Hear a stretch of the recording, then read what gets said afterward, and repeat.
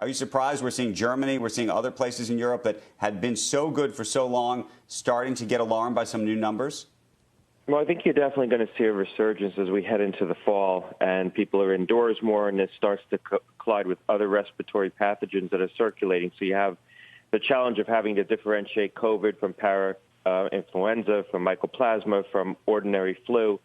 So that's going to present a challenge. It's a little early. I would have expected the uptick to happen more towards the end of August into September. If you think back to the 2009 H1N1 swine flu season, we really didn't see that become epidemic again. It sort of came out in the spring. It dissipated in the summer, and then it became epidemic again as we headed into the fall. But it really didn't start ticking up sharply until September, although you did see a slight uptick in the last week in August. So it's early. Right now, I would characterize what's happening in Europe as just outbreaks in these countries. So if you look at France, France peaked at around 5,000 cases during their previous wave.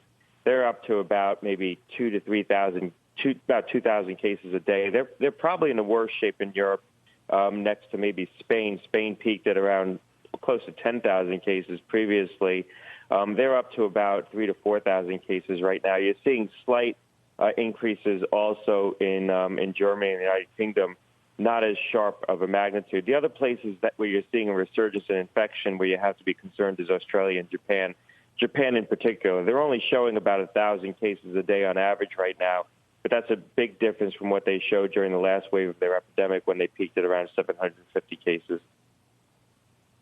And in terms of disruption, in terms of people having to quarantine come this fall, you know, one of the things a number of employers are starting to think about is the implications of kids going back to school, and if their kids get quarantined, whether parents will ultimately get quarantined, and that would mean if they actually do go to a workplace that they won't be able to if they're actually at home, what that really means. How big an issue do you think that's going to become?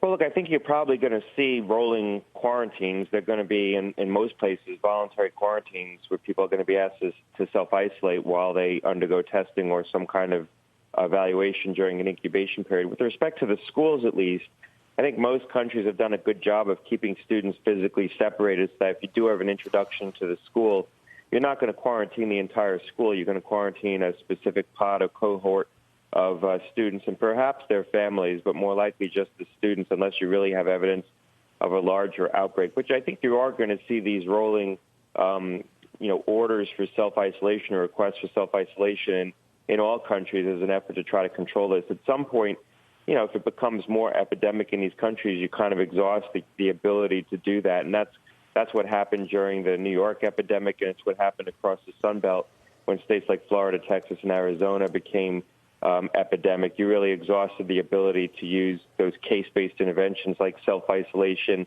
and tracking and tracing as an effective tool to try to control spread. Hey, Scott, yesterday we talked about some progress in monoclonals. And I made the point that we've successfully used monoclonals for like autoimmune type stuff, and the proof of that it works. We've seen it, and I said, what about against a pathogen? And it seemed to be, was it very effective against Ebola when they designed one? How long will that take? And is the problem that, because think how great that would be if we could cure this. I mean, you wouldn't even necessarily need a vaccine as quickly if you had a therapeutic. How is it really hard to make monoclonals in large quantities where you could satisfy demand? It was pretty effective against Ebola. It was more effective when used early. So it was most effective when used either as a post-exposure prophylaxis or early in the course of Ebola infection. Once you used it late in the course of the disease, it wasn't as effective because you simply had too much virus on board for the monoclonal to compete with the virus and sort of mop it up, if you will. So these drugs are best if they're used early in the course of the disease. Think of a drug that you would, sort of hang in the emergency room when someone comes in who has COVID, who has, sort of comorbidities that predicts that they're more likely to have a worse outcome would be an optimal drug in that situation.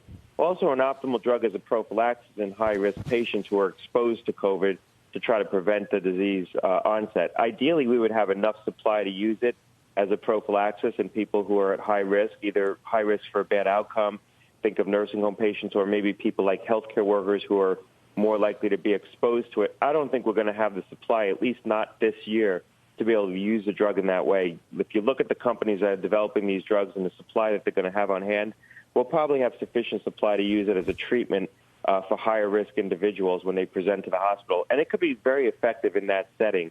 I think the unfortunate thing is that with a little bit more planning 3 or 4 months ago, we could have had these in sufficient quantities that they effectively could have been a bridge to a vaccine, and also a hedge against the possibility that the vaccine programs get delayed. But we're not going to have those quantities available this year. That would have required us to take over biomanufacturing facilities in the United States and basically convert them over to the manufacture of these drugs, and we didn't do that.